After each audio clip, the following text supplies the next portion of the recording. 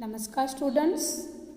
हिंदी में हमने last 6 chapter complete किया। आज हम उसकी एक्सरसाइज वीडियो थ्रू ही करेंगे।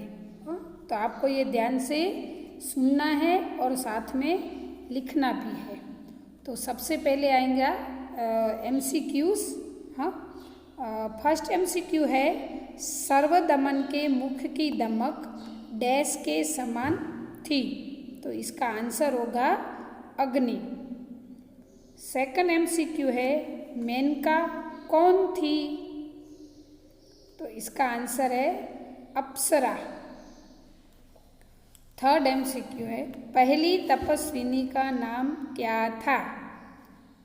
आंसर होगा सुव्रता।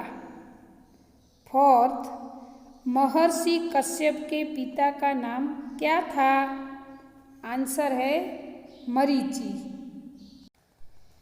फिफ्थ MCQ है, सर्वदमन किसके साथ खेल रहा था? तो इसका आंसर होगा सिंह के बच्चे के साथ, या तो सिंह शावक लिखोगे तो भी चलेगा। सिक्स्थ MCQ है, भरत के हाथ में किसके लक्षण दिखाई देते थे? तो इसका आंसर होगा चक्रवर्तियों के। सेवंथ MCQ है, सुव्रता भरत के खेलने के लिए कौन सा खिलौना लाई थी? आंसर होगा मिट्टी का मोर। 8 MCQ है, भरत के हाथ में बंधे रक्षाबंधन का नाम क्या था? तो इसका आंसर होगा अपराजिता। तो ये है हमारे MCQs। इसके साथ अभी सही विकल्प है जो आपको MCQ में पूछे जाते हैं। तो सही विकल्प में फर्स्ट है, लेकिन ये आपको MCQ में पूछे जा सकते हैं, इसलिए एक्सप्लेनेशन कर रही हूँ। दुष्यंत ने सर्वदमन को ऋषि कुमार समझ लिया क्योंकि, तो उन्होंने सर्वदमन को ऋषि आश्रम में देखा था, इसलिए।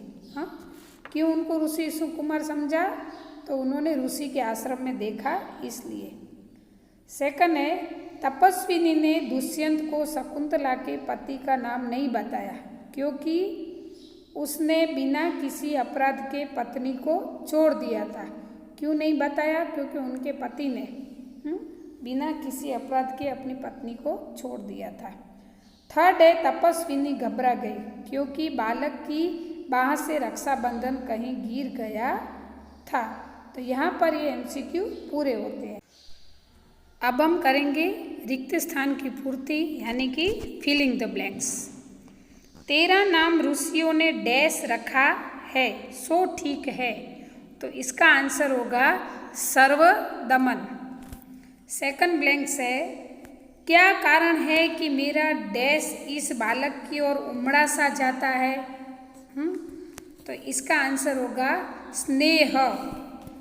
थर्ड है, हथेली की शोभा प्रातः डैश को लज्जित कर रही थी।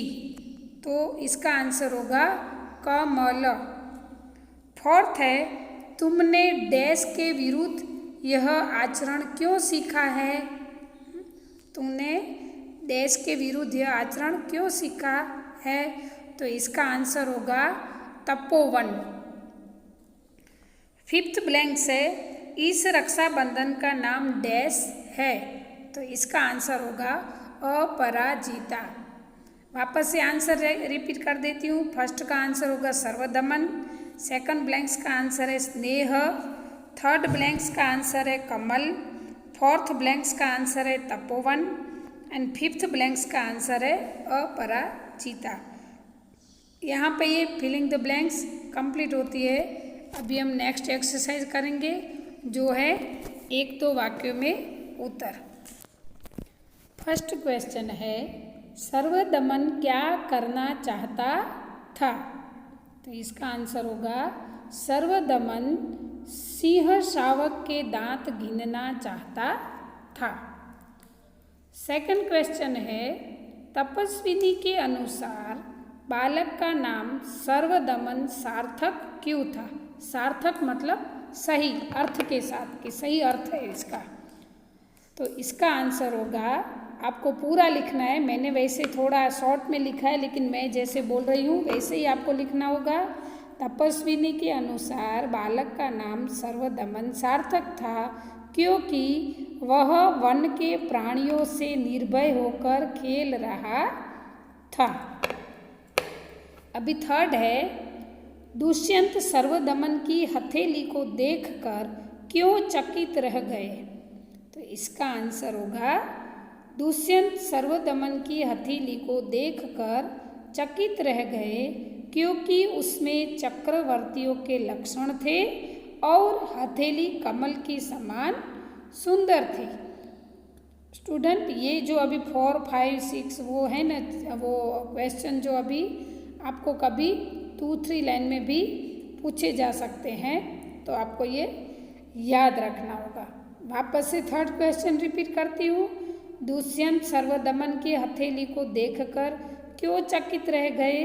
तो इसका आंसर होगा, दुष्यंत सर्वदमन की हथेली को देखकर चकित रह गए क्योंकि उसमें चक्रवर्तियों के लक्षण थे और हथेली कमल के समान सुंदर थी। हाँ, समझ में आ गया ना? अभी नेक्स्ट क्वेश्चन है, दुष्यंत के अनुसार कौन से मनुष्य धन्य है?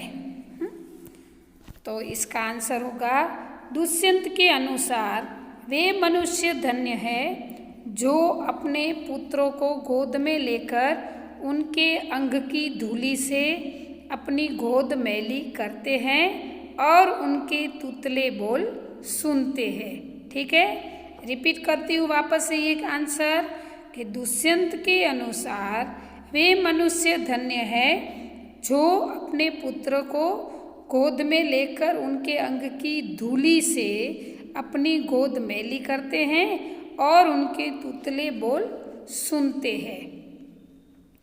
अभी नेक्स्ट 5th क्वेश्चन है, दुष्यंत अपनी तुलना प्यासे हिरन से क्यों करते हैं? तो इसका आंसर है, दुष्यंत अपनी तुलना प्यासे हिरन से करते हैं क्योंकि जैसे मृग तृष्णा प्यासे हिरन को व्याकुल करती है, वैसे ही ये थोड़ा आपको नेक्स्ट पेज में मिलेगा, शकुंतला उसकी पत्नी है या अन्य स्त्री है, यह बात दुष्यंत को व्याकुल कर रही थी। वापस से रिपीट बोलती हूँ ये क्वेश्चन कि आंसर, दुष्यंत अपनी तुलना प्यासे हिरन से क्यों करते? क्योंकि मृग तृष्णा जैसे प्यासे हिरन को व्याकुल करते हैं, वैसे ही या अन्य स्त्री है, यह बात दुष्यंत को व्याकुल कर रही थी। हाँ, आया समझ में कि मृग तृष्णा किसको बोलते हैं? वो मैंने पहले आपको समझाया है। अभी नेक्स्ट क्वेश्चन 6 नंबर है, यहाँ पे बाय मिस्टेक 7th हो गया है लेकिन आपको 6th लिखना है और ऊपर जो 2 लाइन दिखाई देती है वो जो 5th आंसर है उसका आधा आंसर जो मैंने बोला था लेकिन लिखा हुआ इधर है।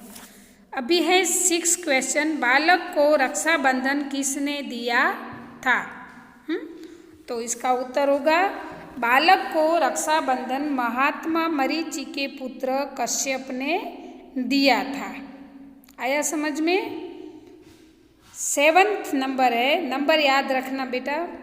रक्षाबंधन के साप न बनने पर दुष्यंत क्या अनुभव करते हैं? हाँ, जो रक्षाबंधन गिर गया था, दुष्यंत ने उसको उठा लिया, फिर भी वो सांप नहीं बना, तो उसको क्या अनुभव हुआ ऐसे? तो रक्षाबंधन के सांप न बनने पर दुष्यंत अपना मनोरथ पूर्ण होने का आनंद अनुभव करते हैं। 8 नंबर है, नेक्स्ट क्वेश्चन 8 नंबर का है, शकुंतला किसकी पुत्री थी? हाँ, ये आपको 1 लाइन में आ सकता है और ब्लैंक्स में भी आ सकता है। शकुंतला की माता का नाम ये था, या तो MCQ में भी आ सकता है।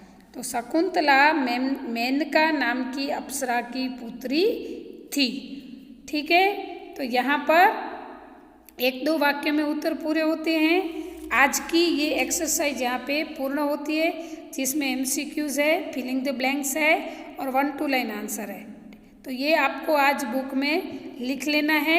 नेक्स्ट एक्सरसाइज आपको नेक्स्ट वीडियो में आएगी। ये वीडियो यहाँ पे पूरा होता है। अस्तु।